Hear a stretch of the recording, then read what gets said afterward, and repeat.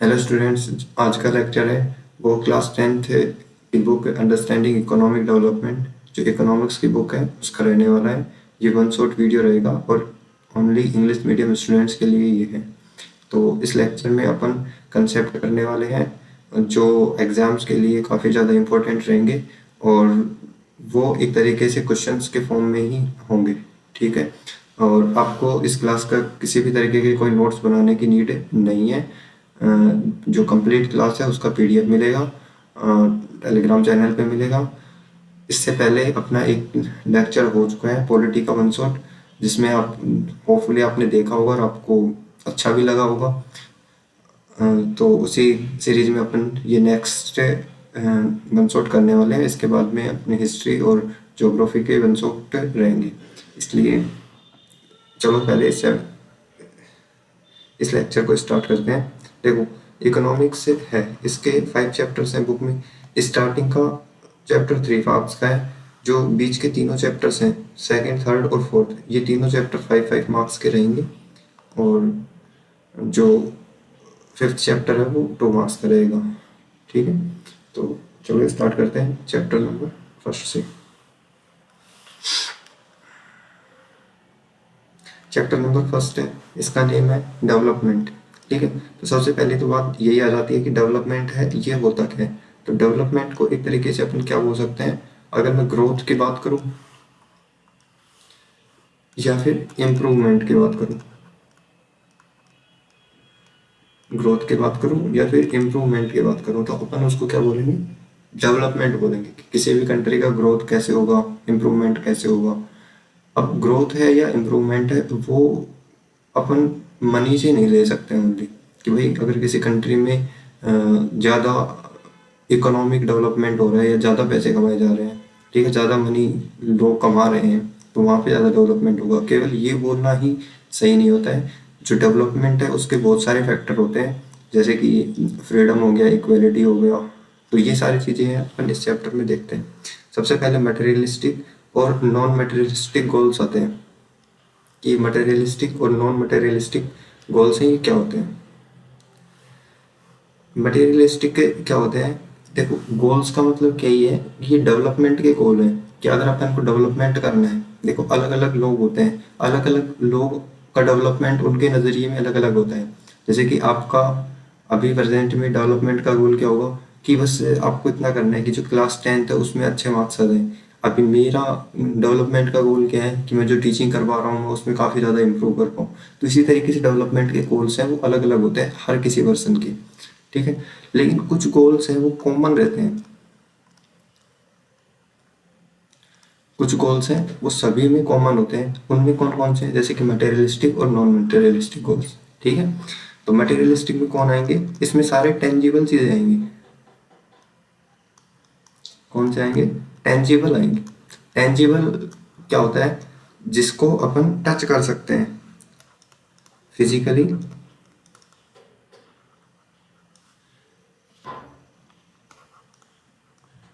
Feel कर सके। मतलब कि अगर जैसे कि ये मार्कर है मेरे हाथ में, तो मैं इसको फिजिकली टच कर रहा हूँ, तो ये क्या है, एक डेवलपमेंट ही है।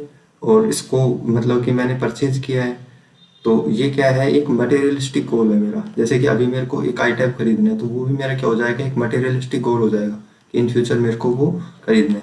लेकिन कुछ नॉन मटेरियलिस्टिक होते हैं। नॉन मटेरियलिस्टिक क्या होते हैं, इनटेंजिबल होते हैं। इंटेंजिबल का मतलब क्या होता है, जिसको अपन टच नहीं कर सकते।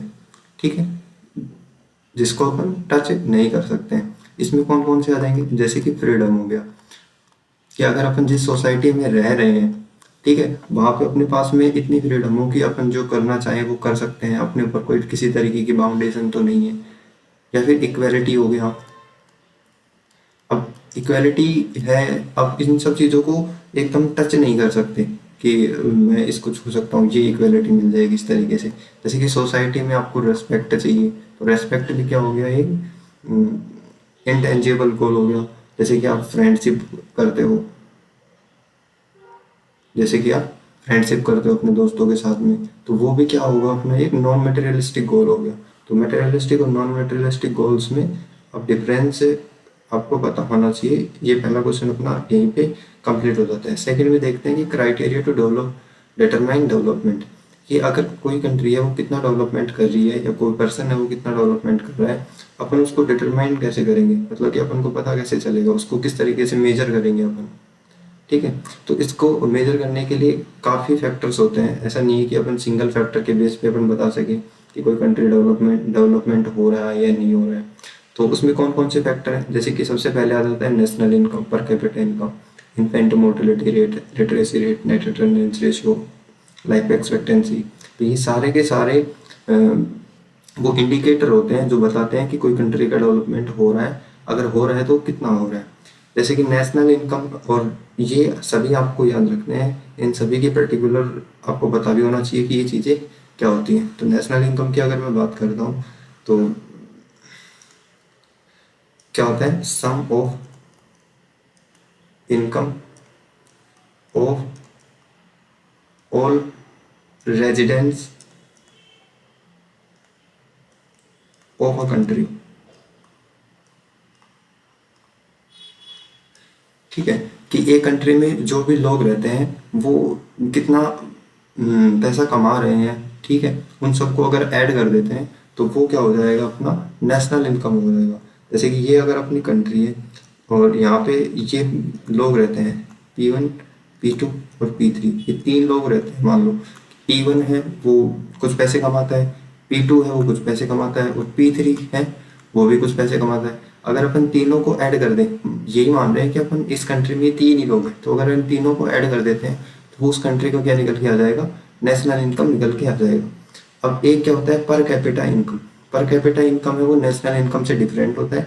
जो पर कैपिटा इनकम है इसको अपन क्या बोल देते हैं, एवरेज इनकम भी बोल देते हैं। क्या बोल देते हैं इसको, अपन एवरेज इनकम भी बोल देते हैं। पर कैपिटा इनकम में क्या होगा कि जो अपना नेशनल इनकम है, जो अपना नेशनल इनकम है उसमें अगर मैं डिवाइड कर देता हूँ किसका, number of citizens, number of citizens बोल दो या फिर टोटल पॉपुलेशन बोल दो, तो एक कंट्री में जो ये लोग हैं ये जितना पैसा कमा रहे हैं उसको तो अपन ले लेंगे नोमिनेटर में, और नीचे के साइड में अपन क्या लेंगे, नंबर ऑफ सिटीजन्स, कितने लोग हैं ये, 3 हैं। तो यहाँ पे P1 plus P2 plus P3 उनमें 3 अपना क्या हो जाएगा, एवरेज इनकम या पर कैपिटा इनकम। देखो अपन इसके ज़्यादा डिटेल में नहीं जाएंगे, अदरवाइज ये वीडियो लंबा हो जाएगा। ठीक है, इसलिए बस आपको जितनी चीज़ें याद रखनी है वही मैं आपको अभी के लिए बता रहा हूँ। एक चीज़ आपको ये याद रखनी है कि जो ये नेशनल इनकम है और पर कैपिटा इनकम है, इन दोनों में से बेस्ट कौन सा होता है, कि अगर किसी कंट्री का डेवलपमेंट है वो डिटरमाइन करना है अपन को, और आपके पास में दो ऑप्शन है, एक तो नेशनल इनकम का है और एक पर कैपिटा इनकम का है, तो आप उन दोनों में से किस ऑप्शन को चूज करेंगे और क्यों चूज करेंगे। ठीक है, तो इनमें बेस्ट कौन सा होता है, पर कैपिटा इनकम इसमें बेस्ट होता है, क्योंकि इसमें एक सिंगल पर्सन का जो इनकम है एक कंट्री में वो इसमें डिटरमाइन किया जाता है। इसमें ये नहीं देखा जाता है कि इसमें मतलब कि वो सारी चीज़ें देखी जाती हैं। चलो मैं आपको इधर एक बार समझा ही देता हूँ। जैसे कि यहाँ पे रिच पीपल है एक कंट्री में और एक साइड में पुअर पीपल है। ठीक है, अगर मैं नेशनल इनकम की बात करता हूँ तो जो रिच पीपल है ये मान लो कि भाई कंप्लीट मिलके 10 लाख रुपीज कमाते हैं। ठीक है, और जो पुअर पीपल हैं ये 1000 कमा रहे हैं। तो यहाँ पे क्या होगा कि जो रिच पीपल है उनका मेजरमेंट ज़्यादा हो गया और जो पुअर है वो उनका कम हो गया। ठीक है, देखो भाई, जो रिच पीपल है, जैसे कि नंबर ऑफ पीपल इसमें कितने हैं, 2 रिच पीपल है, और नंबर ऑफ रिच पीपल कितने हैं इसमें, 3, सॉरी पुअर पीपल कितने हैं, 3 पुअर पीपल है। तो ये 3 पीपल मिलकर कितना कमा रहे हैं, 1000, और ये 2 कितना कमा रहे हैं, 10 लाख। ठीक है, तो यहाँ पे टोटल इनकम कितना हो जाएगा, 10 लाख तो इसका हो गया और 1000 इनका हो गया, तो जितना भी है वो टोटल हो जाएगा। लेकिन वो तो नेशनल इनकम निकल के आ गया, उससे अपन को कंट्री का डिसाइड ही नहीं हो रहा है कि ये कंट्री का एक्चुअल में डेवलपमेंट कितना हो रहा है। लेकिन जब अपन इसमें पर पर्सन का डिवाइड करेंगे, अगर मैं 5 का डिवाइड कर दूंगा इस पूरे के टोटल में, तो जो निकल के आएगा वो अमाउंट कम रहेगा, इस 10 लाख से तो कम रहेगा।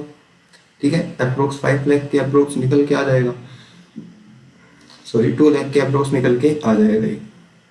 तो उससे अपन को क्या पता लगेगा कि एक्चुअल में कंट्री का डेवलपमेंट कितना हो रहा है। ठीक है, तो ये क्वेश्चन आपको अभी के लिए मैं इतने बता देता हूँ। जो पीडीएफ मिलेगी आपको उसमें डिटेल में एक्सप्लेन्ड ये मिलेगा जैसे आपको एग्जाम में लिखना है। नंबर थर्ड क्वेश्चन की थर्ड क्या है, infant mortality rate. Infant mortality rate क्या है कि एक चाइल्ड उसका बर्थ हो रहा है, अगर विद इन वन ईयर उसकी डेथ हो जाती है तो उसको अपन क्या बोलते हैं, इन्फेंट मोर्टेलिटी रेट बोलते हैं कंट्री की। जैसे कि एक कंट्री है उसमें अगर 1000 बर्थ हुआ है, ठीक है, जिसमें से एक साल से पहले अगर 36 से जो चाइल्ड है उनकी डेथ हो गई है तो वहाँ का इन्फेंट मोर्टेलिटी रेट कितना हो जाएगा, 36 हो जाएगा। तो आपको ये कीवर्ड्स है 1 ईयर, तो 1 ईयर से पहले की बात करेंगे, इससे ऊपर की बात नहीं करेंगे इन्फेंट मोर्टेलिटी रेट में। जो लिटरेसी रेट है इसमें 7 ईयर रहता है। इस 7 ईयर से ऊपर कितनी पॉपुलेशन है, टोटल पॉपुलेशन में से देखो, टोटल पॉपुलेशन 7 ईयर है, 7 ईयर से ऊपर टोटल पॉपुलेशन जितनी भी है उसमें से कितना पॉपुलेशन ऐसा है जो लिटरेट है, पढ़ा लिखा है, तो उसी को अपन क्या बोल देते हैं, लिटरेसी रेट बोल देते हैं। नेट अटेंडेंस रेशियो क्या होता है, इसमें अगर मैं बात करता हूँ कि 14 ईयर, यहाँ पे ये 14 ईयर पे ये डिसाइड किया जाता है। 14 ईयर से अबोव मैं देखता हूँ, 14 ईयर से ऊपर मैं देखता हूँ तो कितने ऐसे सिटीजन्स हैं, कितने ऐसे सिटीजन्स हैं जो स्कूल में जा रहे हैं, या फिर स्टूडेंट्स कितने ऐसे हैं जो स्कूल में जा रहे हैं 14 ईयर से अबोव। ठीक है, तो उसको अपन क्या बोलेंगे, नेट अटेंडेंस रेशियो बोलेंगे। लाइफ एक्सपेक्टेंसी क्या होती है कि एक जो नॉर्मल सिटीजन है किसी भी कंट्री का वो कितने लंबे टाइम तक सरवाइव कर रहा है, तो उसको अपन क्या बोलेंगे कि किस एज तक वो सरवाइव कर रहा है, उसकी एज कितनी रह रही है जनरली, उसको अपन क्या बोलेंगे, लाइफ एक्सपेक्टेंसी बोलेंगे। पब्लिक फैसिलिटीज, देखो भाई जो डेवलपमेंट होता है वो कंप्लीटली अपन अपने थ्रू डेवलप नहीं कर सकते हैं। ठीक है, उसके लिए क्या होता है, उसके लिए कुछ चीज़ें ऐसी होती हैं जो अपन खुद से गेन नहीं कर सकते हैं। जैसे कि देखो एग्जांपल बता दूँ मैं, एनवायरनमेंट हो गया, अगर एनवायरनमेंट कैसा है, पॉल्यूट है, ठीक है, एनवायरनमेंट में पॉल्यूशन हो रखा है, तो क्या एक सिंगल इंडिविजुअल पर्सन उस पूरे एनवायरनमेंट पॉल्यूशन को खत्म कर सकता है, बिल्कुल नहीं कर सकता। तो उसके लिए क्या करना पड़ेगा, वहाँ पे गवर्नमेंट आती है बीच में, और जो गवर्नमेंट है वो फैसिलिटीज प्रोवाइड करवाती है। गवर्नमेंट क्या प्रोवाइड करवाती है, फैसिलिटीज, ऐसी फैसिलिटीज जिससे जो ये पॉल्यूशन है एनवायरनमेंट में ये कम होगा, तो उसको ही अपन क्या बोलेंगे, पब्लिक फैसिलिटीज बोलेंगे। ठीक है, facilities that are provided by the government, ठीक है, to the welfare of the society. जो सोसाइटी है उसके वेलफेयर के लिए जो गवर्नमेंट है वो पॉलिसी बनाती है या फैसिलिटीज प्रोवाइड करवाती है। जैसे कि गवर्नमेंट हॉस्पिटल की बात मैं कर लूँ, ठीक है, जितने भी पुअर पीपल हैं वो अफोर्ड नहीं कर सकते हैं बड़े जो हॉस्पिटलों में जाना, तो वो क्या करेंगे, गवर्नमेंट के ऊपर डिपेंडेंट हो जाते हैं, और गवर्नमेंट है वो उनको गवर्नमेंट हॉस्पिटल्स प्रोवाइड करवाती है, जिससे जो कॉमन पीपल है उसकी हेल्थ हो गया, उनका जो एजुकेशन हो गया, इन सब चीज़ों के बारे में फैसिलिटीज़ प्रोवाइड करवाई जाती है गवर्नमेंट के द्वारा। इन्हीं सबको अपन क्या बोलते हैं, पब्लिक फैसिलिटीज बोलते हैं। Human development report, human development report क्या है कि किसी भी अगर एक पर्टिकुलर कंट्री की बात करें तो उसमें एक ह्यूमन का डेवलपमेंट कितना हो रहा है, ठीक है, इसको ये रिपोर्ट है वो पब्लिश होती है, उसके बेस पे जो कंट्रीज हैं उनकी रैंकिंग डिसाइड की जाती है। ठीक है, उसको अपन बोलते हैं ह्यूमन डेवलपमेंट रिपोर्ट, और ये रिपोर्ट पब्लिश कौन करता है, यूएनडीपी। यूएनडीपी क्या होता है, यूनाइटेड नेशन डेवलपमेंट प्रोग्राम। ठीक है, ये क्या है, एक ऑर्गेनाइजेशन है, एक संस्था है, जो ये ऑर्गेनाइजेशन है इसका काम यही है कि जो ह्यूमन डेवलपमेंट रिपोर्ट है इसको पब्लिश करना। इसमें अलग अलग कंट्रीज होती हैं, उनकी रैंक निकाली जाती है कि कौन सी कंट्री है वो ज़्यादा डेवलप्ड है। और इंडिया की रैंक इसमें क्या है, देखो भाई प्रेजेंट में इंडिया की रैंक 134th, ये आपकी बुक में यही दे रखा है 2022 का डेटा। इसके बाद में अभी 2024 है, लेकिन आपकी बुक में यहीं तक की दे रखा है 2022 का ही, तो आपको यही याद करना है अभी के लिए कि इंडिया की रैंक कितनी है, 134।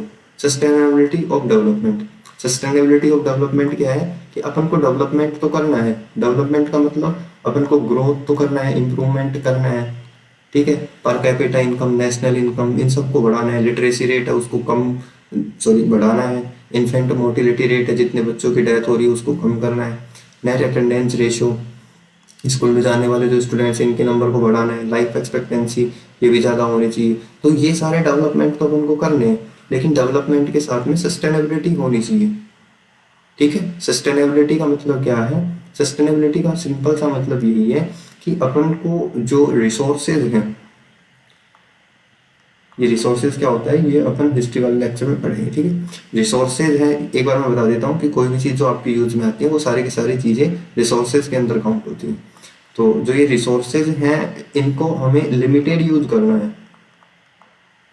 ठीक है, ऐसा नहीं है कि अपन डेवलपमेंट के नाम पे जो रिसोर्सेज हैं उनका अनलिमिटेड यूज कर रहे हैं, जिससे जो फ्यूचर की जो जनरेशन आने वाली है उसके लिए ये अवेलेबल ही ना हो पाए। ठीक है, तो ऐसा अपन को करना नहीं है, अपन डेवलपमेंट करना है, लेकिन किसके साथ में? सस्टेनेबिलिटी के साथ में। जैसे कि जो फ्यूल है, फ्यूल में क्या हो गया? पेट्रोल हो गया, डीजल हो गया, तो अपन इनका कम से कम यूज करें। जो इलेक्ट्रिसिटी है उनके यूज को बढ़ाने के लिए बोला जाता है। क्यों? क्योंकि जो रिसोर्सेज हैं ये नॉन रिन्यूएबल रिसोर्सेज हैं, और अगर ये एक बार खत्म हो जाते हैं तो वापस अवेलेबल नहीं होंगे।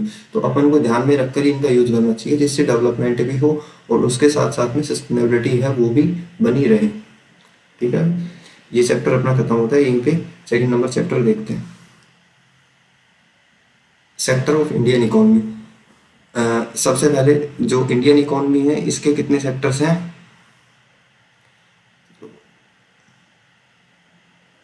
इधर देखते हैं, जो इंडियन इकोनॉमी है उसके सेक्टर, मतलब कि जो इंडिया की इकोनॉमी है वहाँ पे मैक्सिमम पैसा कहाँ से आता है, कहाँ पे लोग काम करते हैं। ठीक है, ये सारी चीज़ें इसमें आती हैं। तो इंडियन इकोनॉमी को 3 सेक्टर्स में, वेरी इंपॉर्टेंट क्वेश्चन है ये। ठीक है, sectors of Indian economy, 3 sectors होते हैं इंडियन इकोनॉमी में। एक तो प्राइमरी सेक्टर होगा, एक सेकेंडरी सेक्टर होगा, और एक कौन सा होगा? टर्सरी सेक्टर होगा। तो बोल रहा हूँ आपको उस पर ध्यान देंगे, जो डिटेल में चीज़ें लिखी हुई हैं वो पीडीएफ में मिलेंगी आपको। प्राइमरी, सेकेंडरी और टर्सरी। प्राइमरी जो सेक्टर है इसको अपन क्या बोलते हैं? एग्रीकल्चर सेक्टर भी बोलते हैं। ठीक है, सेकेंडरी सेक्टर है इसको अपन मैन्युफैक्चरिंग सेक्टर बोलते हैं। ठीक है, और जो टर्सरी सेक्टर है इसको अपन बोलते हैं सर्विस सेक्टर। इसको अपन क्या बोलते हैं? सर्विस सेक्टर बोलते हैं। जो प्राइमरी सेक्टर है, एग्रीकल्चर सेक्टर है, तो इसमें एक्चुअल में होता क्या है? तो इसमें कौन कौन सी एक्टिविटीज है जो इसमें आती है? ठीक है, तो इसमें जो नेचुरल रिसोर्सेज, अगर अपन नेचुरल रिसोर्सेज, जो रिसोर्सेज अपन को डायरेक्टली नेचर से प्रोवाइड हो रहे हैं, नेचर से मिल रहे हैं, अगर उनका अपन यूज करते हैं तो वो एग्रीकल्चर सेक्टर में आता है। और एक इसमें क्या होता है? नेचुरल रिसोर्सेज या फिर अपन रॉ मटेरियल का यूज करते हैं। ठीक है, रॉ मटेरियल प्रोड्यूस होता है इसमें। तो ये 2 चीजें आपको याद रखनी है, नेचुरल रिसोर्सेज का यूज करते हैं और रॉ मटेरियल है वो प्रोड्यूस होता है। इसमें एग्जांपल क्या होगी? एग्जांपल में जैसे कि एग्रीकल्चर अपना एक तो हो ही गया, एक जैसे कि फार्मिंग हो गया अपना। ठीक है, और जैसे कि एनिमल हस्बेंड्री हो गया, एनिमल हस्बेंड्री। एनिमल हस्बेंड्री का मतलब क्या होता है? एनिमल हस्बेंड्री का मतलब होता है कि अपन पशुओं को पाल रहे हैं। जैसे कि अपन ने जो चिकन है उसको पाला, उसके बाद में वो किस में आएगा? सर्विस सेक्टर में आएगा। ठीक है, तो लेकिन रॉ मटेरियल तो यहीं पे है ना। जैसे कि फार्मिंग में अपन कॉटन को प्रोड्यूस कर रहे हैं, कॉटन का जो क्रॉप है उसको अपन प्रोड्यूस कर रहे हैं किसमें? एग्रीकल्चर सेक्टर में, फार्मिंग में। तो कॉटन अपना क्या हो गया? यहाँ पे रॉ मटेरियल हो गया। जब ये रॉ मटेरियल आगे जाता है मैन्युफैक्चरिंग सेक्टर में, मतलब जब इससे कोई भी जो गुड्स या सर्विसेज है वो तैयार की जा रही है, गुड्स तैयार की जा रही है, तो मैन्युफैक्चरिंग सेक्टर में यही होता है कि यहाँ पे जो गुड्स हैं वो क्या की जाती है? प्रिपेयर, तैयार की जाती है। Goods prepared from raw material, raw material, कि जो अपन को प्राइमरी सेक्टर में रॉ मटेरियल मिला है। ठीक है, जो ये रॉ मटेरियल का यूज करके अगर अपन कोई गुड्स को प्रोड्यूस कर रहे हैं तो वो किस में आएगा? मैन्युफैक्चरिंग सेक्टर में या फिर सेकेंडरी सेक्टर में वो आएगा। इसके बाद में इसमें इतना ही याद रखना है, इसमें देखो जैसे कि किसी भी टाइप की अपन मशीन्स हैं वो बना रहे हैं। ठीक है, जैसे कि, और इसमें मिनरल्स भी आ जाता है, जो अपन बाई माइनिंग अपन निकालते हैं प्राइमरी सेक्टर में। अपन खोद के कोई भी रिसोर्स, कोई भी मिनरल्स वगैरह है वो निकाल रहे हैं तो प्राइमरी सेक्टर में। सेकेंडरी सेक्टर में क्या होगा? जो मिनरल्स हैं इनका यूज करके अपन मैन्युफैक्चरिंग कर रहे हैं, कोई भी मशीन वगैरह कुछ भी चीज़ें बना रहे हैं। जैसे कि अपन क्लॉथ्स क्लोथ्स का मैन्युफैक्चरिंग कर रहे हैं कॉटन वगैरह से या इनसे, ठीक है। तो और सर्विस सेक्टर में क्या होता है, सर्विस सेक्टर में सारी की सारी सर्विसेज होती हैं, इसमें कोई भी गुड्स का प्रोडक्शन नहीं होगा, ना ही कोई रॉ मटेरियल होगा, कुछ नहीं होगा। जैसे कि मैं अभी इस टाइम पे आपको पढ़ा रहा हूँ, तो मैं क्या करवा रहा हूँ, टीचिंग करवा रहा हूँ, तो ये क्या है, एक सर्विस मैं आपको प्रोवाइड करवा रहा हूँ, ठीक है। आपको ऐसे फिजिकली कुछ भी अचीव नहीं हो रहा है, लेकिन मेंटली आपको सब चीज़ों का आइडिया लग रहा है, सब चीज़ों के बारे में पता लग रहा है। तो ये इस तरीके से, जैसे कि ट्रांसपोर्टेशन हो गया, क्या हो गया, ट्रांसपोर्टेशन हो गया कि आप बस में कहीं पे जा रहे हो, तो वो भी क्या है, एक सर्विस है। तो वहाँ से आप कुछ लेके नहीं आओगे, वहाँ पे क्या होगा कि आपको वो एक जगह से दूसरी जगह पे छोड़ देगी। जो काम आप पैदल चलकर करने वाले थे, वही काम आपको ट्रांसपोर्ट के थ्रू प्रोवाइड हो जाता है। तो वो भी क्या एक तरीके से सर्विस है। अभी अपन ये देख लेते हैं कि जो पॉपुलेशन है वो किस सेक्शन में कितना ज़्यादा पॉपुलेशन है वो काम करता है। तो जो प्राइमरी सेक्टर है इसमें मैक्सिमम पॉपुलेशन वर्क कर रहा है। मैक्सिमम पॉपुलेशन कहाँ पे वर्क कर रहे हैं, प्राइमरी सेक्टर में, एग्रीकल्चर सेक्टर में। और जो सर्विस सेक्टर है यहाँ पे मिनिमम पॉपुलेशन वर्क करता है, ठीक है। प्राइमरी सेक्टर में मैक्सिमम पॉपुलेशन वर्क कर रहा है, मतलब कि इंडिया में जितने भी सिटीजन्स हैं उनमें मैक्सिमम पीपल कहीं पे काम कर रहे हैं, एग्रीकल्चर सेक्टर में ही काम कर रहे हैं। और जो सर्विस सेक्टर है वहाँ पे मिनिमम पॉपुलेशन काम कर रहा है। लेकिन जो इकोनॉमिक पार्टिसिपेशन,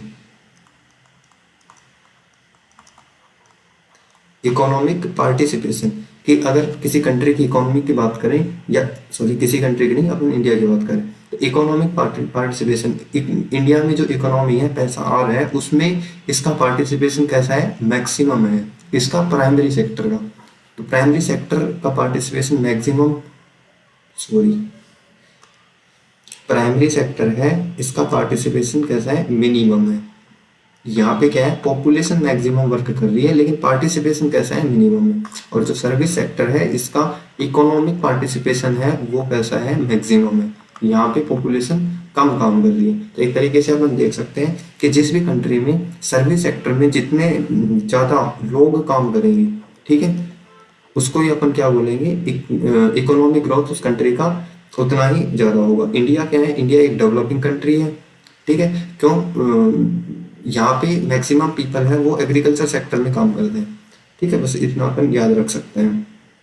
इंडिया क्या है, एक एग्रीकल्चर स्टेट है।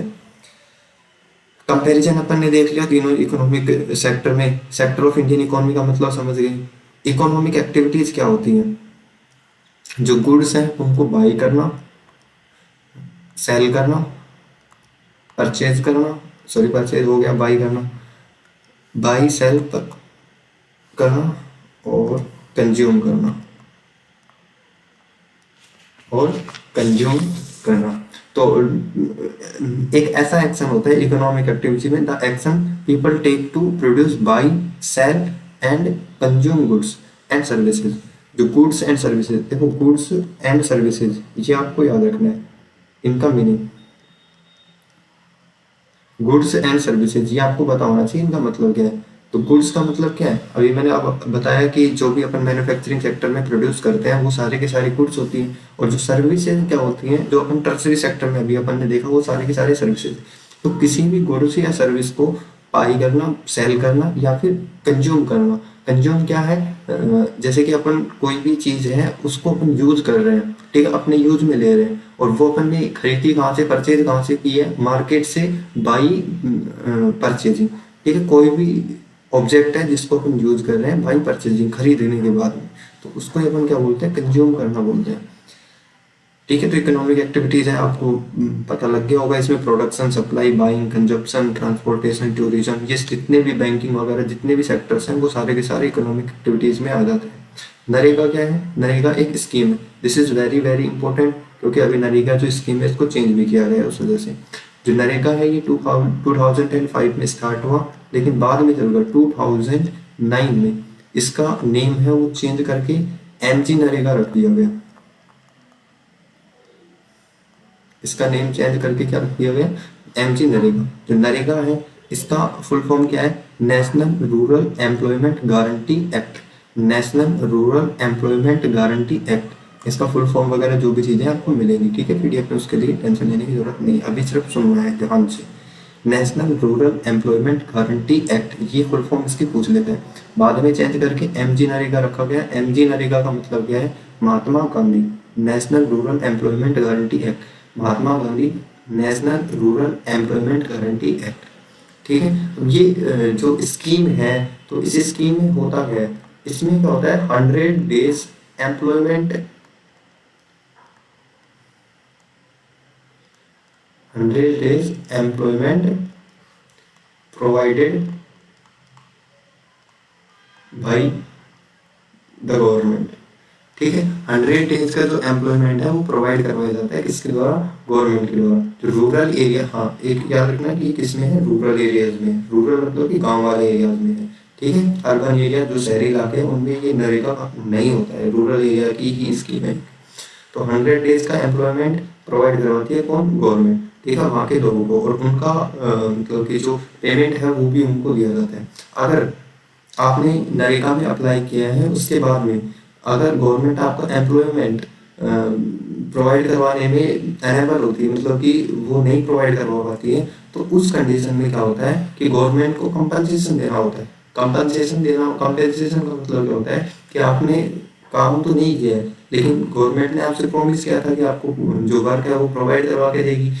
तो उस कंडीशन में गवर्नमेंट है वो कंपनसेशन देगा, ऑटोमेटिकली ही आपको पैसे दिए जाएंगे उस चीज़ के लिए। तो जो 100 डेज हैं इनके लिए, जितने भी अगर काम नहीं मिला है उनके लिए। अनएम्प्लॉयमेंट क्या होता है और डिस्टिंग्विश्ड अनएम्प्लॉयमेंट क्या होता है? जो ये डिस्टिंग्विश्ड अनएम्प्लॉयमेंट है इसको ही अपन अंडर एम्प्लॉयमेंट भी बोल देते हैं। क्या बोल देंगे? Under employment. ठीक है, देखो अनएम्प्लॉयमेंट क्या होगा? पहली बात तो ये अपन देखते हैं कि कोई भी पर्सन ऐसा है, जो कोई भी पर्सन है, सिटीजन है इंडिया का, जो विलिंग टू वर्क है, विलिंग टू वर्क है, मतलब कि काम करने का इच्छुक तो है, मतलब कि वो चाहता है, उसकी डिजायर है ऐसी कि उसको काम मिले, लेकिन unable to find work, unable to find work, but उसको काम मिल नहीं रहा है, तो इस वाली कंडीशन को अपन क्या बोल देंगे? अनएम्प्लॉयमेंट बोल देंगे। कि willing to find work but unable to find work. ठीक है, willing to work but unable to find work, काम करना चाहता तो है लेकिन उसको काम मिल नहीं रहा है, और वो उसके लिए एलिजिबल भी होना चाहिए, एलिजिबल होना चाहिए। ठीक है, स्किल्ड होना चाहिए, एलिजिबल भी है, स्किल्ड भी है, लेकिन फिर भी वो क्या है? अनएबल टू फाइंड वर्क, फिर भी उसको कोई काम नहीं मिल रहा है, तो उस कंडीशन में अपन क्या बोलेंगे कि वो अनएम्प्लॉयमेंट है। जैसे कि एक पर्सन है, उसने पूरी कंप्लीट ग्रेजुएशन वगैरह कर रखी है, लेकिन फिर भी उसको उसके जितनी उसका एजुकेशन है उसके बेस पे उसको वर्क नहीं मिल पा रहा, उसी चीज़ को अपन अनएम्प्लॉयमेंट बोलेंगे। लेकिन अगर एक पर्सन है जिसने जैसे कि 6th क्लास तक स्टडी की है, उसके बाद में स्कूल छोड़ दिया है, अब वो चाहते हैं कि भाई मेरी मल्टीनेशनल कंपनी है उसमें काम मिल जाए, तो ऐसा पॉसिबल नहीं है। ठीक है, उसके पास वैसा स्किल नहीं है, वो एलिजिबल नहीं है। तो ऐसे विलिंग भी होना चाहिए, इच्छा भी होनी चाहिए, स्किल्ड भी होना चाहिए, और एलिजिबल भी होना चाहिए, तो तभी अपन उसको क्या बोलेंगे? अनएम्प्लॉयड बोलेंगे। और डिस्टिंग अनएम्प्लॉयमेंट या अंडर एम्प्लॉयमेंट क्या होता है? इसमें जो more than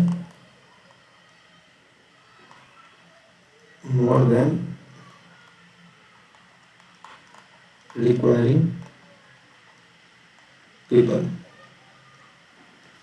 work more than requiring people, कि मतलब अगर सेम जगह पर जितने लोगों की जरूरत है उससे ज़्यादा लोग काम करें। ठीक है, सेम जगह पर एक ही काम को जितने लोगों की ज़रूरत है उससे ज़्यादा लोग काम करें उसी काम को, तो उसको अपन क्या बोलेंगे? अंडर एम्प्लॉयमेंट बोलेंगे। जैसे कि अगर मैं रूरल एरियाज में बताता हूँ आपको, जैसे कि रूरल एरियाज में क्या होता है? जैसे कि एक खेत है, ठीक है, एक फील्ड है, या फिर कोई एग्रीकल्चर फैमिली है, उसमें जो फैमिली के सारे मेंबर्स हैं वो सारे के सारे ही इस काम में लगे हुए हैं।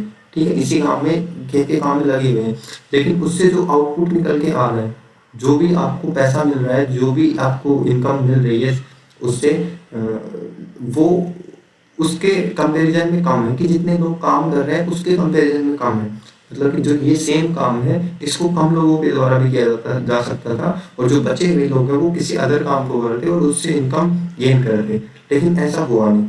तो यहाँ पे जो उनको वर्क तो मिल रहा है, एम्प्लॉयमेंट तो मिल रहा है, लेकिन वो कैसा है, डिस्टिंग्विश्ड है या फिर अंडर एम्प्लॉयमेंट है।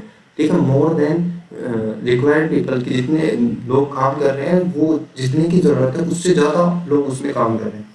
एक यहाँ पे अपन ऑर्गेनाइज्ड और अनऑर्गेनाइज्ड सेक्टर के बारे में देख लेते हैं। अभी देखो,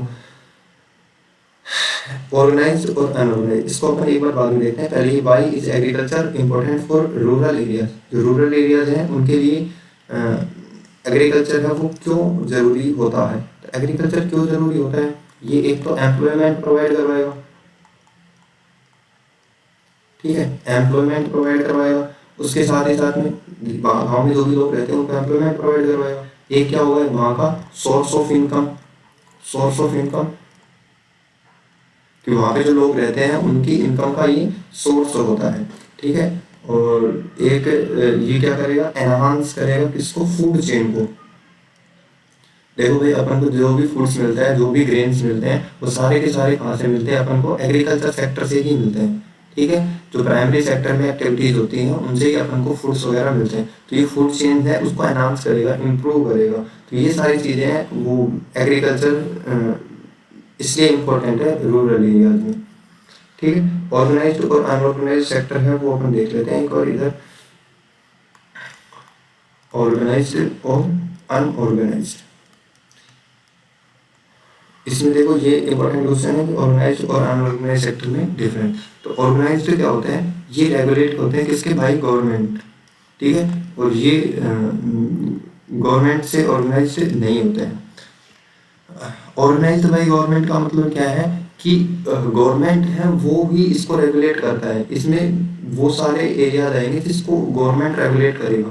अब गवर्नमेंट के रेगुलेट करने का मीनिंग क्या है कि जितने भी रूल्स एंड रेगुलेशन हैं, रूल्स एंड रेगुलेशन हैं, वो फॉलो किए जाएंगे।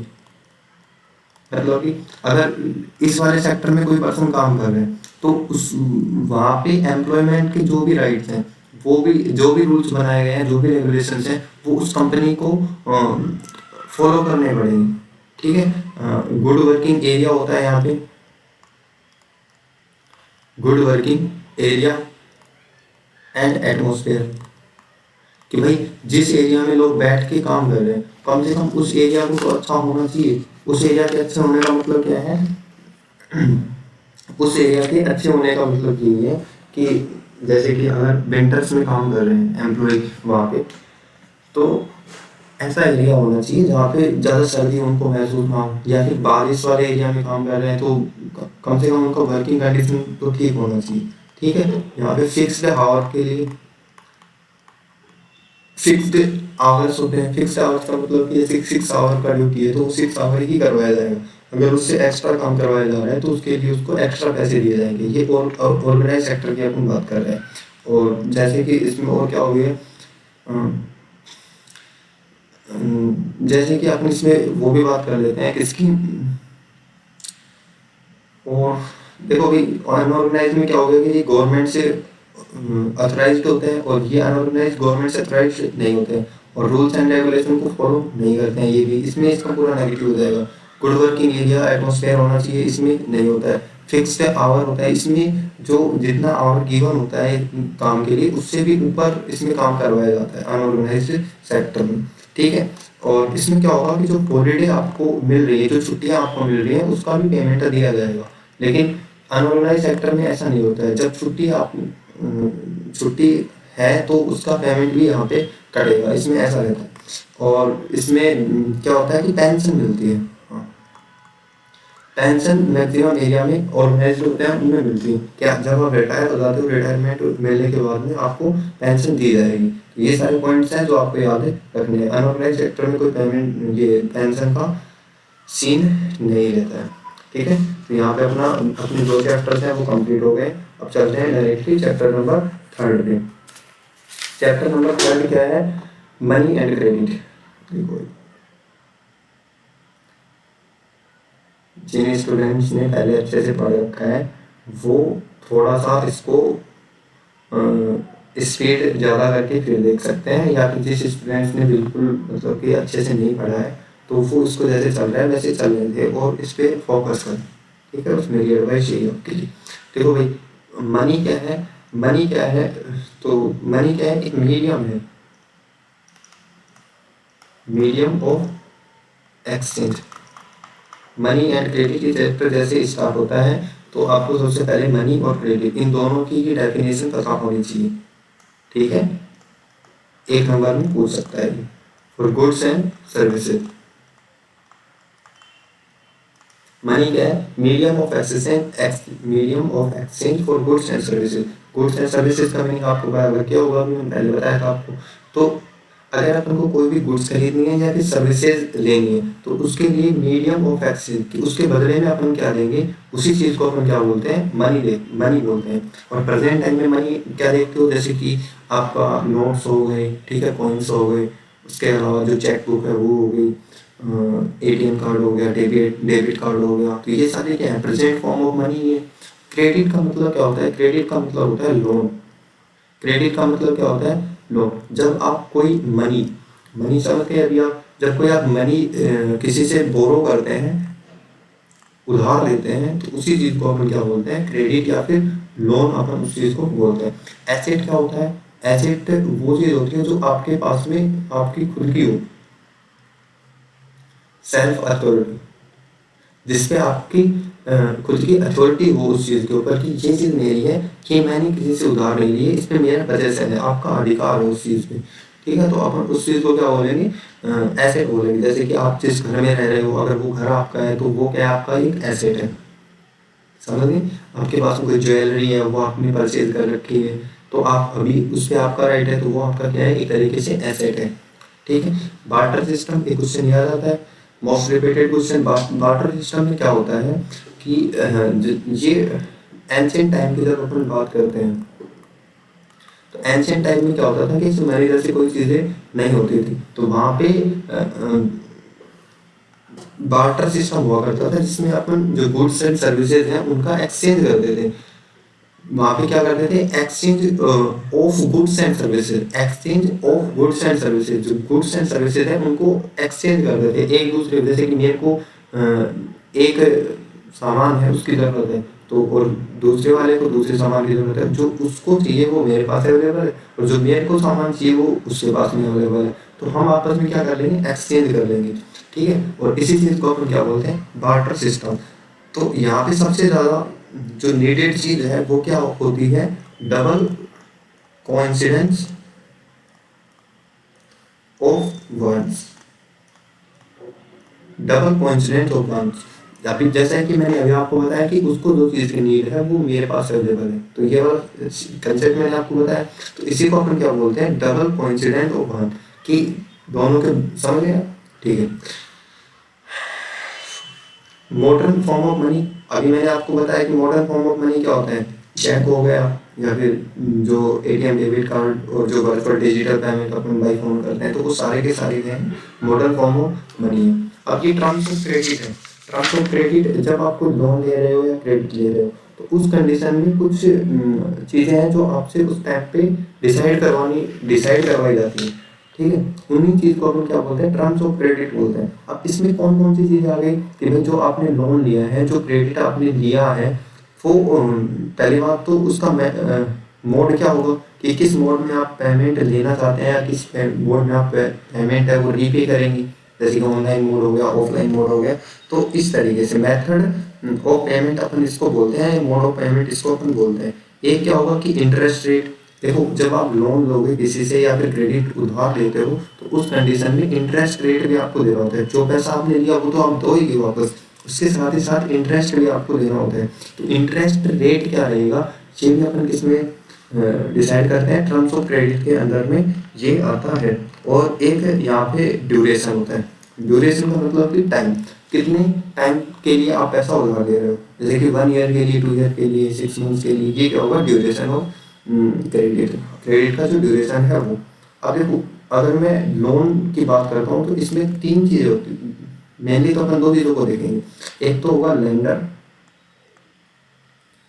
ठीक है, जो पैसे दे रहा है, ठीक है। एक क्या होगा, बोरोवर, जो पैसे ले रहा है, ठीक है। तो लेंडर और बोरोवर। अब डेब्ट ट्रैक्टर में क्या होता है कि जो ये बोरोवर है इसने पैसे ले लिए किससे, लैंडर से, लेकिन अब जब वापस इसको रीपे करने की बात आ रही है, जब बोरोवर इससे जब बोरोवर इसको वापस पैसे देने की बात आ रही है, तो उस कंडीशन में क्या होगा कि जो बोरोवर है वो ये पेमेंट करने में क्या हो जाएगा, फेल हो जाएगा।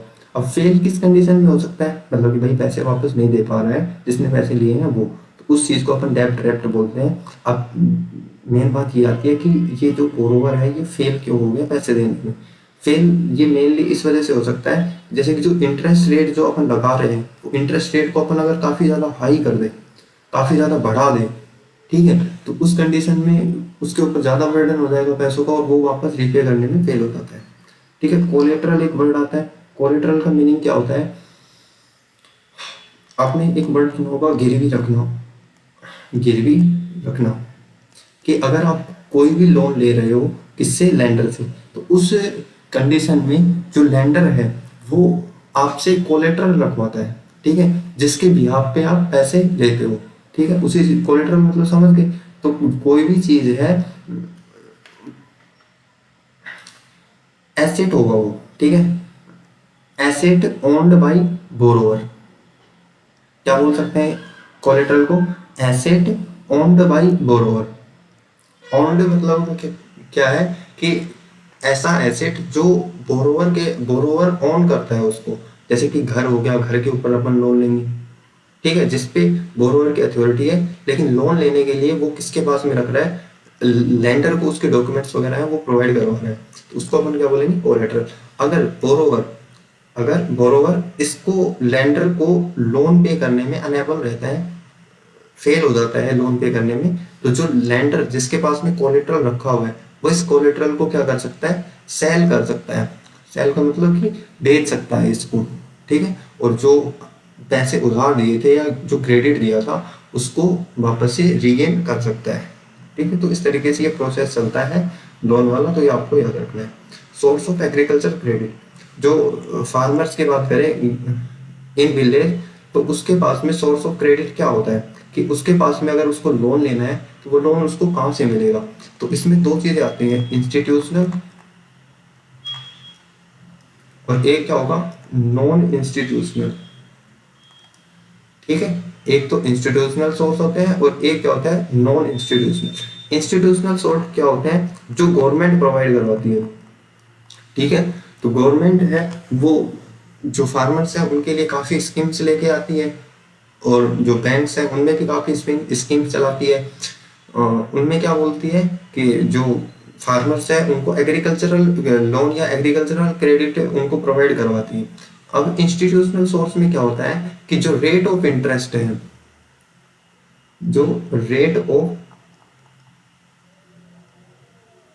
इंटरेस्ट होता है, जो रेट ऑफ इंटरेस्ट होता है वो काफ़ी ज़्यादा क्या होता है इसमें, लो होता है, कम होता है। लेकिन जो नॉन इंस्टीट्यूशनल सोर्स होते हैं, लोन सोर्स ऑफ लोन या फिर सोर्स ऑफ क्रेडिट अपन बोल सकते हैं, उनमें क्या होते हैं कि लैंड ओनर होते हैं।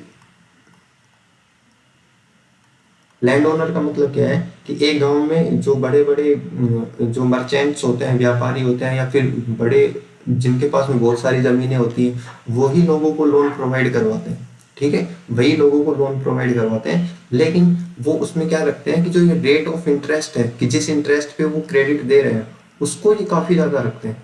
ठीक है, रेट ऑफ इंटरेस्ट को ये काफ़ी ज़्यादा रखते हैं।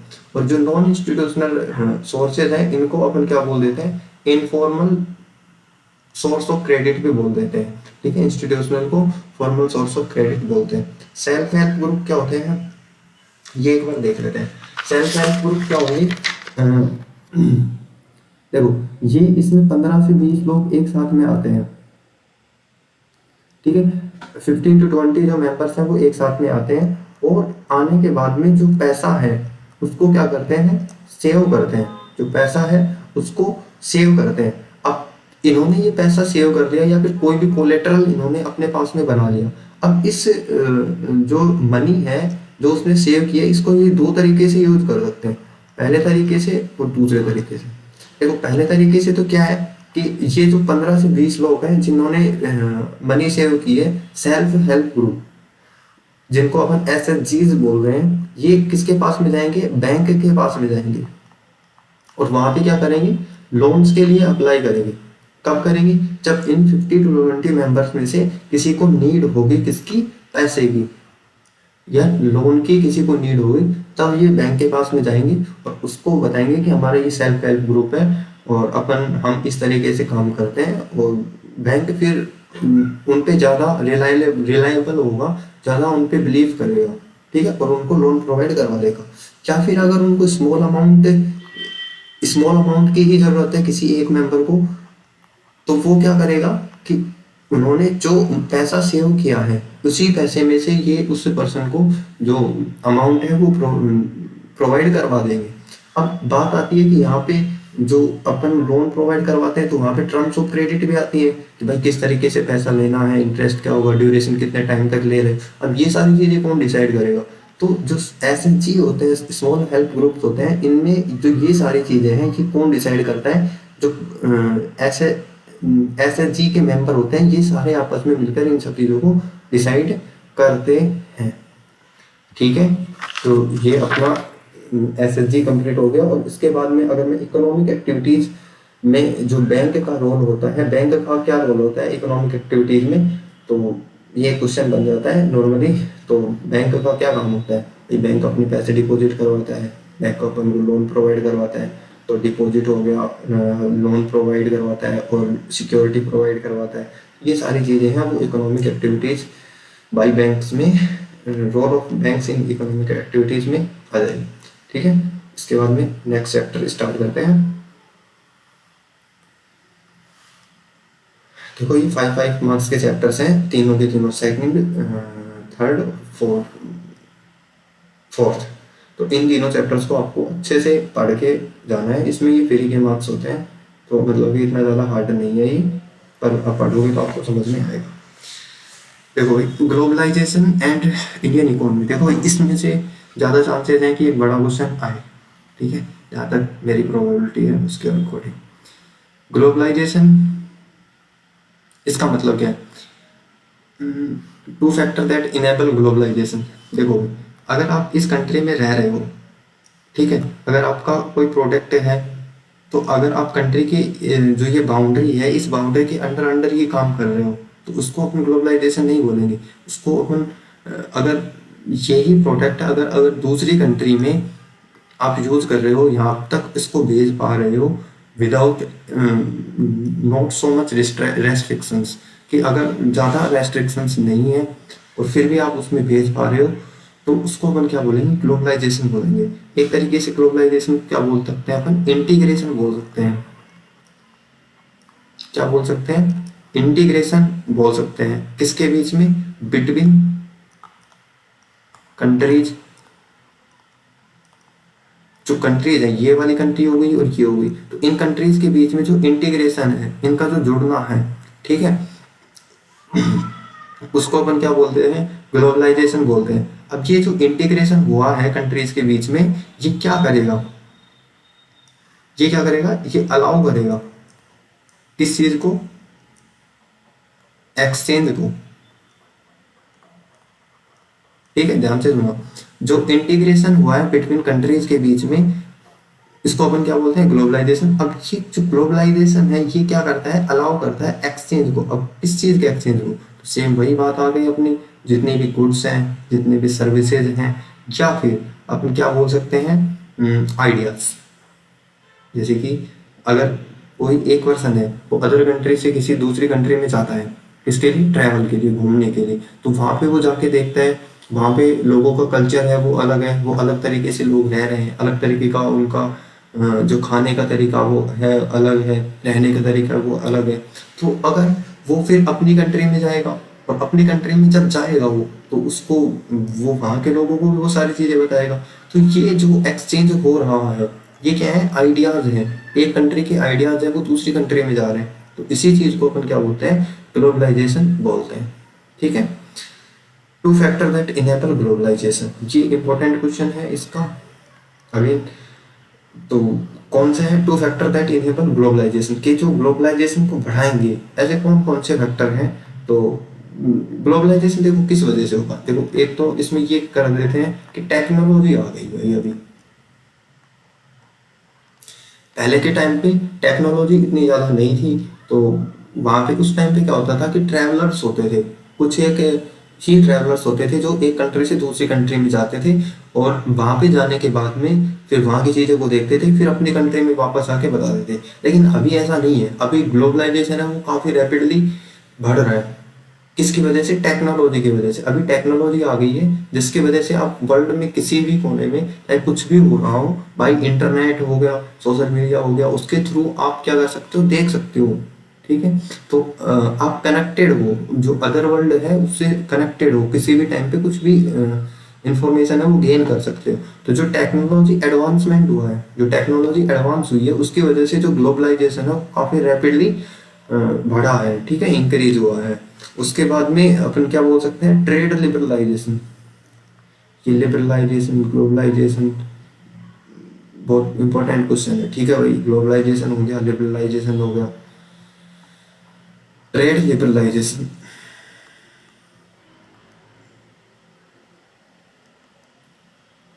ट्रेड लिबरलाइजेशन, अब देखो, ट्रेड लिबरलाइजेशन, लिबरल एक वर्ड है, लिबरल। लिबरल का मीनिंग क्या है यहाँ पे? फ्रीडम।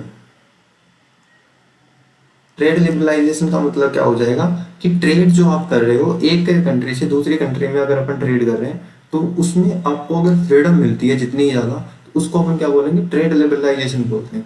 यहाँ पे क्या आता है देखो, WTO आता है, इसको अपन बोलते हैं वर्ल्ड ट्रेड ऑर्गेनाइजेशन। क्या? World trade organisation. अब इसका काम क्या होता है वर्ल्ड ट्रेड ऑर्गेनाइजेशन का? जैसे कि एक कंट्री ये है और एक कंट्री ये है, अब अपन कोई भी प्रोडक्ट को अगर एक कंट्री से दूसरी कंट्री में लेके जाते हैं तो वहां पे क्या लगता है? टैरिफ लगते हैं। टैरिफ या फिर अपन बोल सकते हैं टैक्स। ठीक है, अगर अपन एक प्रोडक्ट को दूसरी कंट्री में लेके जाते हैं तो वहां पे जैसे वो दूसरी कंट्री में ऐड होगा तो उस पे क्या लगेंगे? टैरिफ या टैक्स लगेंगे।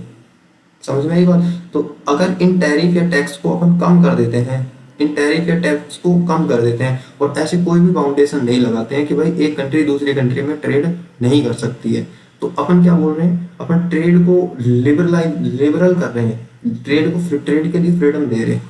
इसी चीज को अपन क्या बोलते हैं? ट्रेड लिबरलाइजेशन बोलते हैं। जैसे जैसे ट्रेड लिबरलाइजेशन होगा वैसे वैसे ट्रेड बढ़ेगा। समझ गए? जैसे जैसे अपन टैक्सेस को कम करेंगे, टैरिफ्स को कम करेंगे, वैसे वैसे ट्रेड है वो क्या करेगा? बढ़ेगा यहाँ पे। और जैसे जैसे ट्रेड बढ़ेगा तो एक कंट्री से दूसरी कंट्री में, जैसे कि अगर मैं मान लूँ कि एक कोई फैशन है वो एक कंट्री के अंदर चल रहा है, अब उसी सामान को दूसरी कंट्री के अंदर सेल करना है, तो उससे क्या होगा? उससे ये होगा ना कि भाई जो कंट्री के दूसरी कंट्री के लोग यूज कर रहे हैं उसी सामान को अपन यूज कर रहे हैं। जैसे कि अभी अपन आईफोन की बात कर लेते हैं, ये अमेरिका की कंपनी है जो प्रोड्यूस करती है, लेकिन पूरे के पूरे वर्ल्ड में ये है अभी में।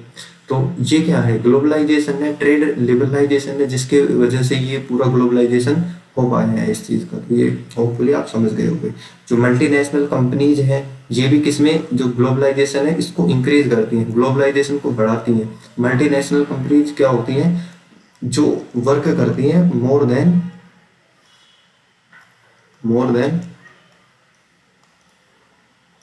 वन कंट्री, कि भाई एक कंट्री से ज़्यादा में क्या करती हैं कि अपना काम करती है, ट्रेड वगैरह करती है, तो उसको बोलते हैं मल्टीनेशनल कंपनी। ये इंडिया के लिए क्यों ज़रूरी है? इंडिया के लिए इसलिए ज़रूरी है क्योंकि जिससे ग्लोबलाइजेशन हो पाए। ठीक है, ग्लोबलाइजेशन हो पाए, इसीलिए मल्टीनेशनल कंपनीज हैं वो ज़्यादा इंपॉर्टेंट है, जिससे जो इंडिया के जो मर्चेंट्स हैं वो भी अदर जो कंट्री है उनमें भी डेवलपमेंट ले सके और कंट्री का डेवलपमेंट हो पाए। इससे इन सब की वजह से क्या है, ये जरूरी है। चलो, कोटा क्या होता है? कोटा ये स्पेसिफिक राइट्स होते हैं। कोटा क्या होता है? स्पेसिफिक राइट्स होते हैं,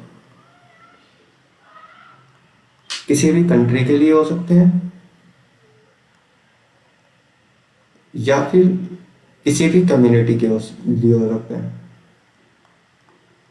किसी भी कंट्री या कम्युनिटी को अगर अपन स्पेसिफिक राइट देते हैं तो उसको अपन क्या बोलते हैं वहां पे? कोटा बोलते हैं। ठीक है भाई। लिबरलाइजेशन, अब देखो पहली बात मैं आपको यहाँ पे ले आता हूँ 1991 पे, ये काफ़ी ज़्यादा इम्पोर्टेंट है इस चैप्टर में। ब्रीफली मेंशन था changes in Indian economy before 1991 और 1990 आफ्टर 1991 के। जब 1991 ईयर था उससे पहले इंडिया में जो ट्रेड वगैरह है, इंडिया की इकोनॉमी है वो कैसी थी, और 1991 के बाद में इंडिया की इकोनॉमी है वो कैसी हो जाती है। तो 1991 में क्या आते हैं, एलपीजी रिफॉर्म्स आते हैं। ठीक है, 1991 में एलपीजी रिफॉर्म्स आते हैं। इसमें एलपीजी का मतलब क्या होता है, एलपीजी रिफॉर्म्स का मतलब क्या है कि गवर्नमेंट है वो एलपीजी रिफॉर्म्स करती है। Liberalisation,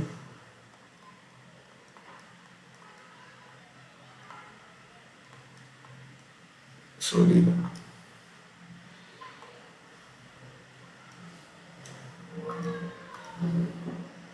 liberalisation, privatisation and globalisation.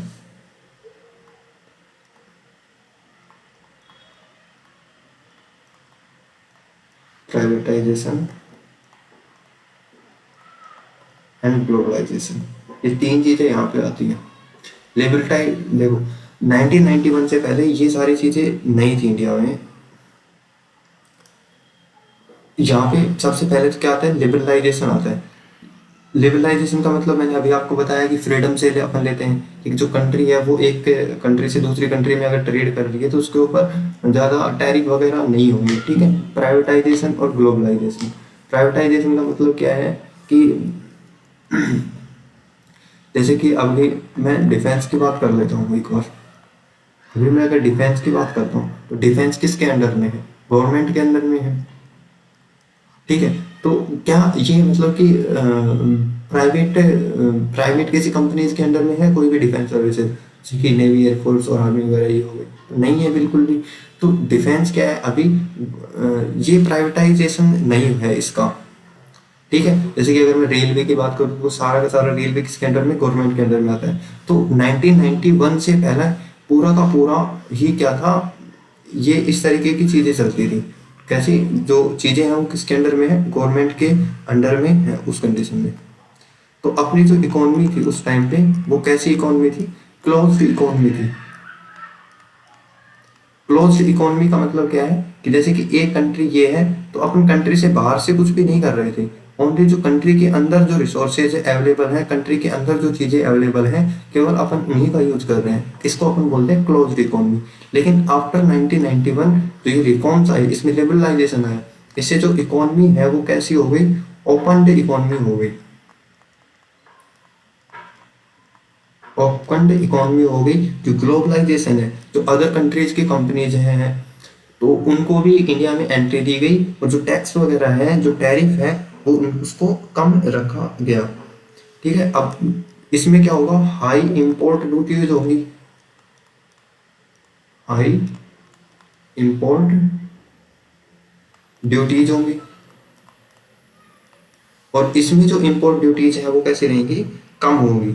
इसमें जो फॉरेन इन्वेस्टमेंट है वो कैसा रहेगा, कम रहेगा। और इसमें जब लिबरलाइजेशन एलपीजी रिफॉर्म्स आए उसके बाद में जो फॉरेन इन्वेस्टमेंट है, जो विदेशी कंपनीज है उनका इन्वेस्टमेंट है वो क्या हो गया, बढ़ गया। ठीक है, यहाँ पे इन्वेस्टमेंट है, इन्वेस्टमेंट का मतलब क्या होता है, इन्वेस्टमेंट का मतलब यही होता है कि अपन पैसा खर्च कर रहे हैं। क्या कर रहे हैं अपन, एक्सपेंडिचर कर रहे हैं। क्या कर रहे हैं अपन, एक्सपेंडिचर कर रहे हैं। किसके लिए, एक तो अपन को एसेट बनाना है। एसेट मैंने आपको बताया था, एसेट क्या होता है, जो चीज़ अपने पास में अवेलेबल है। तो अगर अपन को अपने एसेट को बढ़ाना है उसके लिए अपन खर्चा करते हैं पहले। खर्चा मतलब कि इन्वेस्ट करते हैं, इन्वेस्टमेंट करते हैं।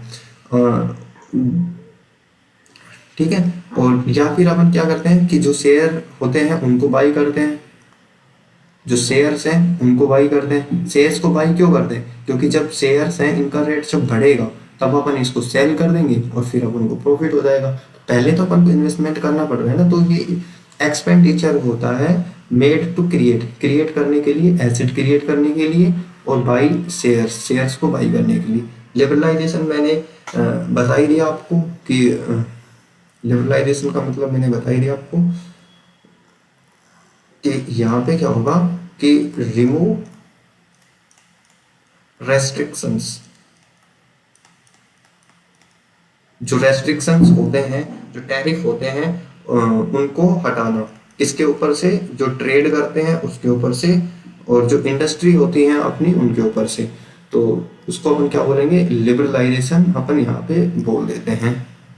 ईमेल का मतलब क्या होता है, यहाँ पे जो ई होता है ये किसके लिए यूज होता है, इलेक्ट्रॉनिक के लिए यूज होता है, इसलिए इसको क्या बोल देते हैं, इलेक्ट्रॉनिक मेल भी अपन बोल देते हैं। Briefly mention the changes in the India, ये हो गया अपना। How has globalisation and liberalisation affect common people. अभी अपन ने ये एलपीजी रिफॉर्म्स कर तो दिए हैं, लेकिन ये कॉमन पीपल को अफेक्ट किस तरीके से करता है, क्या इम्पैक्ट डालता है। तो जो अफेक्ट है वो इसके पॉजिटिव और नेगेटिव, पॉजिटिव और नेगेटिव दोनों इम्पैक्ट इसके देखने के लिए मिलते हैं। ठीक है, पॉजिटिव इम्पैक्ट में क्या हो गया, देखो जो गुड्स हैं, जॉब्स हैं और जो सर्विसेज हैं वो अपन को मिलती है। अगर अपन एलपीजी रिफॉर्म्स करेंगे, लिबरलाइजेशन, प्राइवेटाइजेशन, ग्लोबलाइजेशन, अगर ये चीजें करते हैं तो जो दूसरी कंट्री की कंपनीज है वो अपनी कंट्री में आती हैं, जिससे अपनी कंट्री वाले जो लोग हैं उनको क्या मिलता है, जॉब मिलता है, गुड्स भी मिलती हैं, सर्विसेज भी मिलती हैं। लेकिन इनके जो नेगेटिव इम्पैक्ट है वो क्या है, जॉब इनसिक्योरिटी। देखो भाई, यहाँ पे जॉब्स तो मिलेगी, लेकिन जॉब्स किनको मिलेगी, जो स्किल्ड पर्सन है उनको ही जॉब मिलेगी। जो स्किल्ड पर्सन नहीं है, जिनके पास में जो स्किल है उसका कमी है, एजुकेशन कम है, तो उनके लिए जो इनसिक्योरिटी है वो बढ़ जाएगी, इनसिक्योरिटी बढ़ जाएंगी। और उसी के साथ ही साथ में ही जो एक कंट्री के इनसाइड के जो ट्रेडिशनल मेथड है वो भी खत्म होंगे यहाँ से। कि जब नई कंपनी जाएंगी तो उससे क्या होगा, उससे नई नई टेक्नोलॉजी आएगी, मशीनरी आएगी, और उससे क्या होगा, जो ट्रेडिशनल मेथड है किसी, वो सारे के सारे क्या होने लग जाएंगे, कम होने लग जाएंगे। ठीक है, तो ये आपको याद रखना है। इसके बाद में लास्ट चैप्टर पे आ जाते हैं, कंज्यूमर राइट्स। कंज्यूमर का मतलब क्या होता है वो आपको पता होना चाहिए। ठीक है, तो कंज्यूमर राइट्स में अपन क्या देखते हैं, सबसे पहले कंज्यूमर से क्या होता है। तो कंज्यूमर्स मैंने आपको पहले बताया था कि कंज्यूम करना गुड्स को, तो कंज्यूमर्स क्या होगा कि जो बाई करता है, यूज करता है, ठीक है, किसको खरीदता है और इस्तेमाल करता है, किसको, गुड्स एंड सर्विसेज। अगेन भाई, तो गुड्स एंड जो सर्विसेज है उनको बाई या परचेज करता है। कहाँ से परचेज करेगा, मार्केट से। कहाँ से परचेज करेगा, मार्केट से। और कब परचेज करेगा, बाई पेमेंट, कि वहाँ पे उसका पेमेंट करके गुड्स एंड सर्विसेज को परचेज करेगा और फिर उनका यूज करेगा। तो इसी जो ये पर्सन काम सारे करता है उसी को अपन क्या बोलते हैं, कंज्यूमर बोलते हैं। जो राइट्स ऑफ कंज्यूमर है कि एक कंज्यूमर के क्या क्या राइट्स होते हैं, उसमें अपन देखते हैं कि कंज्यूमर सेफ्टी होनी चाहिए। मतलब कि अगर कंज्यूमर ने कोई सामान खरीदा है, अगर वो उसका यूज करे, तो उसमें पहली बात तो कंज्यूमर की सेफ्टी का ध्यान रखा जाता है कि ऐसा नहीं कि कंज्यूमर को ही हार्म कर दे, जो उसको खरीद रहा है उसको ही नुकसान पहुंचा दे। ऐसा नहीं होना चाहिए। एक क्या होना चाहिए, इंफॉर्मेशन, कि कंज्यूमर जो सामान खरीद रहा है, इसको अपन क्या बोलते हैं, राइट टू सेफ्टी, इसको बोलते हैं राइट टू इंफॉर्मेशन। कंज्यूमर जो भी प्रोडक्ट है वो परचेज कर रहा है, उसके बारे में उसके पास में पूरी इंफॉर्मेशन होनी चाहिए कि वो किस किस सामान से बना है, समझ गए, और क्या क्या इसके यूज है, किस तरीके से अपन को हार्म तो नहीं कर सकता है। तो ये सब की सब चीज़ें हैं।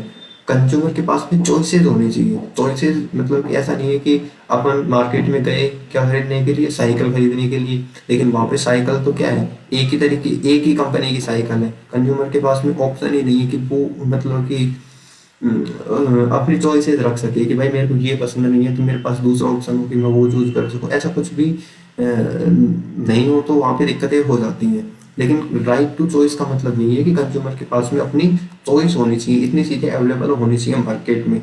एक राइट टू रीड्रेसल होता है, right to redressal. Right to redressal का मतलब क्या है, जैसे कि इसको अपन ऐसे समझ सकते हैं, जैसे कि अपन ने कोई भी ऑब्जेक्ट है वो ऑनलाइन परचेज किया है, ठीक है, लेकिन जब वो अपने पास में पहुंचा तो उस टाइम पे वो क्या था, एकदम डैमेज्ड था, मतलब टूट गया था किसी ना किसी वजह से। तो अपने पास में ऐसा एक लीगल रेमेडी होनी चाहिए, एक लीगल रेमेडी होनी चाहिए जिसके थ्रू अपन क्या बोल सकें, जिसके थ्रू अपन को क्या कंपनसेशन मिल सके, कि जो अपन को डिफेक्टिव पीस मिला है उसका अपन को क्या मिल सके, कंपनसेशन मिल सके। इसको ही अपन क्या बोलते हैं, राइट टू रिड्रेसल बोलते हैं, ठीक है। और एक होता है right to represent, right to represent, right to represent. Right to represent क्या होता है कि अपन ने कोई भी अगर प्रोडक्ट परचेज किया है तो अपने पास में ये राइट होना चाहिए कि अपनी थॉट्स क्या है उसके बारे में, कि अपन ने उसको यूज किया। जैसे कि अपन जो रिव्यू देते हैं उसको क्या है, वो क्या है, एक तरीके से रिव्यू देते हैं, कमेंट करते हैं, वो सारी चीजें क्या है, राइट टू रिप्रेजेंट है, कि अपने थॉट्स क्या है उस ऑब्जेक्ट, गुड्स या सर्विसेज के बारे में, ठीक है। तो ये 5 राइट्स ऑफ कंज्यूमर है, ये इंपॉर्टेंट है और ये सारे आपको याद रखने हैं। जो कोरपा एक्ट है ये क्या है, एक कानून है, कोरपा एक्ट है ये, ठीक है। 1986 में ये आया। जो कंज्यूमर राइट्स हैं ये कंज्यूमर्स को मिलते रहे, कंज्यूमर राइट्स हैं वो कंज्यूमर्स को मिलते रहे, इसके लिए ये एक्ट गवर्नमेंट ने बनाया। इसी को अपन क्या बोलते हैं, कोरपा एक्ट बोलते हैं, ठीक है। 1986 में बनाया गया। जो ये कोरपा एक्ट है इसमें जो भी लोग काम करते रहते हैं, गवर्नमेंट के जो ऑफिशियल्स काम करते रहते हैं, वो इन सारी चीज़ों को चेक करते रहते हैं कि इन सारी चीज़ों को जो कंज्यूमर है उसको प्रोवाइड करवाई जा रही है या नहीं करवाई जा रही। अगर इन कंडीशन नहीं करवाई जा रही है तो वो फिर उसके ऊपर कुछ ना किसी टाइप का कोई भी एक्शन लेते हैं। यहाँ पे ये जो कोरपा है ये 3 लेवल पे बनाया गया, ठीक है, कि 3 गवर्नमेंट है वो यहाँ पे काम करेंगी। अगेन डिस्ट्रिक्ट हो गया, स्टेट हो गया और नेशनल गवर्नमेंट, तो ये तीनों की तीनों गवर्नमेंट ही इस पे काम करेंगी। इसको अपन क्या बोलते हैं, 3 ट्राइक्वासी जुडिशियल, 3 ट्राइक्वासी जुडिशियल अपन इसको बोलते हैं। नॉर्मली अपन ये बोल सकते हैं कि 3 लेवल पे ये वर्क करता है, डिस्ट्रिक्ट, स्टेट और नेशनल लेवल पर। कंज्यूमर मूवमेंट, कंज्यूमर मूवमेंट क्या होता है, देखो भाई,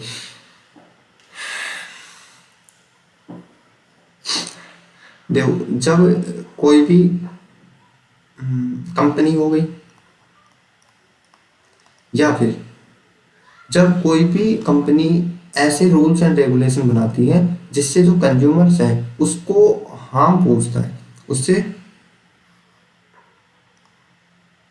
harm against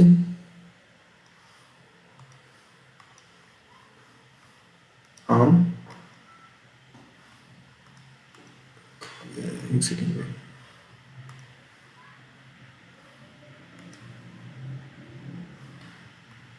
harm to the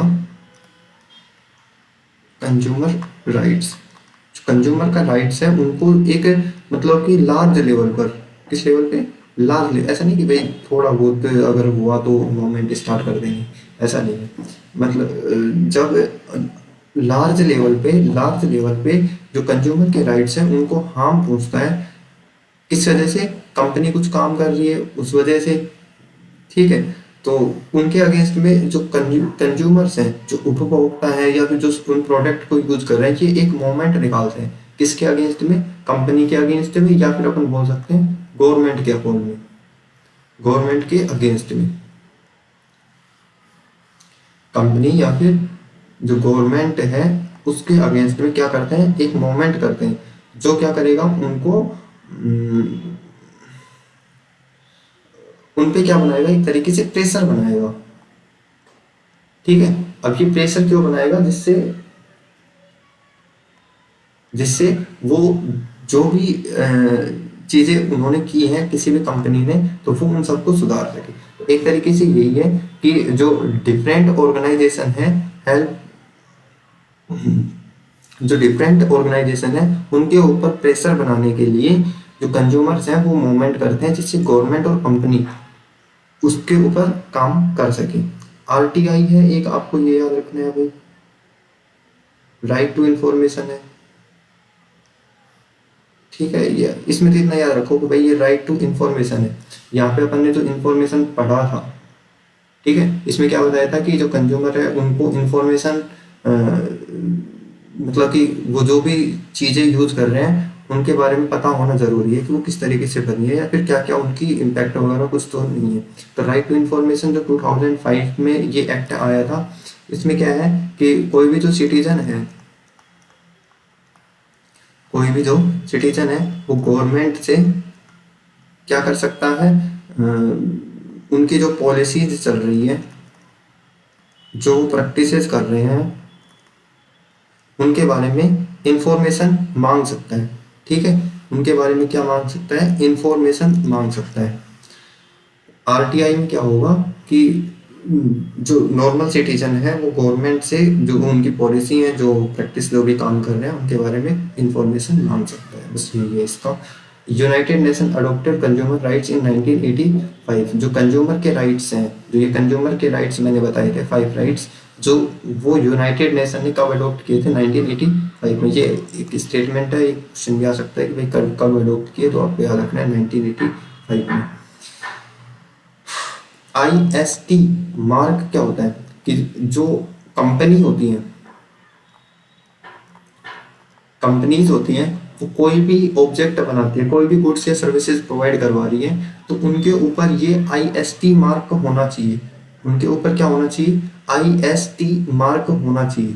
अगर ये IST मार्क नहीं है तो ये IST मार्क क्या है, एक तरीके से गवर्नमेंट का अप्रूवल है कि जो भी सामान वो बेच रही हैं, सेल कर रहे हैं, वो गवर्नमेंट ने पहले चेक किया है, आप उसका यूज कर सकते हो। तो कोई भी अगर अपन सामान खरीदते हैं तो उसके ऊपर ये IST मार्क है, वो हमें ऐसे दिखता है, वो अपन को चेक करके ही खरीदना चाहिए, क्योंकि अगर ये मार्क लगा है तो वो गवर्नमेंट अप्रूव्ड ही प्रोडक्ट है।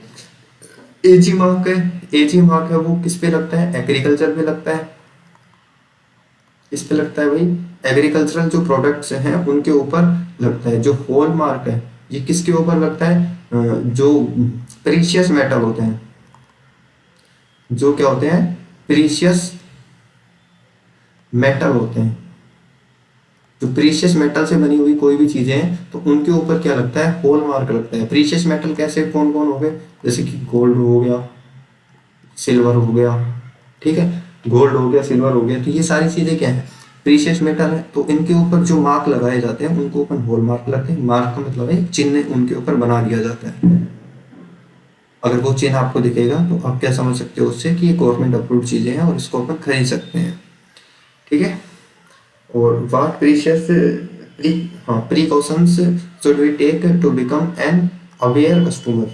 अगर अपन को एक अवेयर कस्टमर बनना है तो अपन को कौन कौन सी प्रिकॉशंस रखनी चाहिए, कौन कौन सी सावधानियां अपन को बरतनी चाहिए अगर अपन को एक अवेयर कंज्यूमर बनना है। तो क्या क्या करोगे भैया, एक तो सबसे पहले कोई भी सामान अपन खरीदेंगे तो क्या करेंगे भाई, उस पर एक्सपायरी डेट चेक करेंगे कि एक्सपायरी, कहीं वो सामान अपन खरीद रहे हैं वो एक्सपायर तो नहीं हो चुका है। ठीक है, और जो स्टैंडर्ड मार्क्स हैं, ये ISI मार्क्स हो गया, AG मार्क्स हो गया, हॉल मार्क हो गया, ये ऐसे मार्क उसके ऊपर चेक करेंगे। ठीक है, बिल के लिए जहाँ से भी अपन सामान खरीद रहे हैं उससे अपन क्या कहेंगे, बिल के लिए कहेंगे। और जो कई सारे अपन एडवर्टाइजमेंट देखते हैं किसी भी ऑब्जेक्ट के बारे में, गुड्स के बारे में, तो उन जो फॉल्स एडवर्टाइजमेंट होते हैं, गलत एडवर्टाइजमेंट होते हैं, उनसे अपन को बचना चाहिए। ठीक है, तो इसी के साथ में अपना ये जो वन शॉट है इकोनॉमिक्स का ये खत्म होता है। होपफुली आपको समझ में आया होगा एंड थैंक यू। अच्छे से पढ़िए इसको, इसमें जो भी चीज़ें दी गई हैं उनको अच्छे से पढ़िए।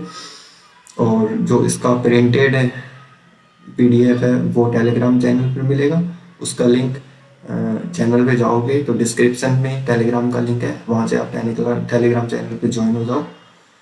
और फर्दर जो लेक्चर्स हैं हिस्ट्री और ज्योग्राफी का वो भी जल्द से जल्द अपलोड हो जाएगा, वो पढ़ते रहो। और अगर वीडियो आपको पसंद आई है तो लाइक करो इसको, चैनल को सब्सक्राइब करो, और अपने दोस्त जो अभी क्लास 10th में हैं उनको भी ये वीडियो ज़्यादा से ज़्यादा शेयर करो। Thank you.